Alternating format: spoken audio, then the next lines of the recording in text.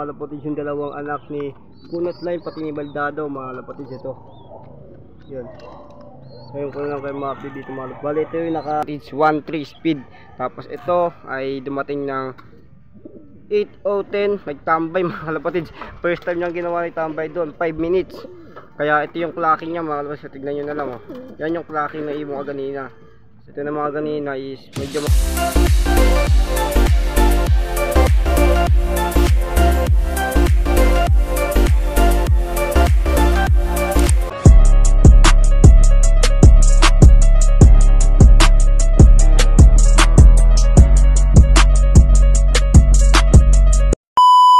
good day mga kapatid.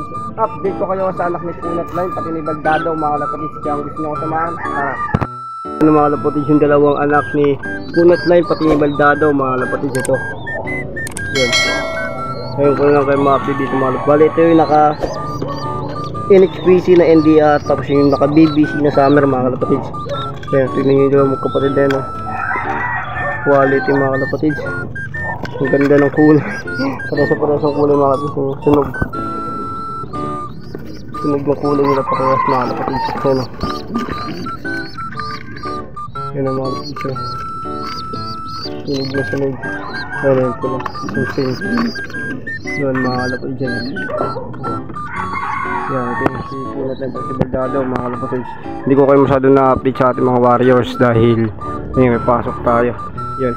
Bali yung pawian natin kaganina, hindi ko na videoan. Pero ito yung ibon natin na umuwi ngayon.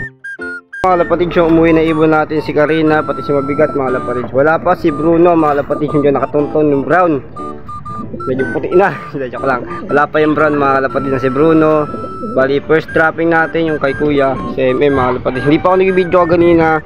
Ang release natin kaganina 7:05 dumating siya ng 8:08 mga lapatid, 1.3 speed.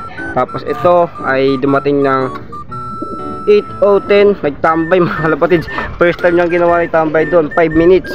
Kaya ito yung clocking niya mga lapatid. Tignan nyo na lang oh. Yan yung clocking na ibong kanina.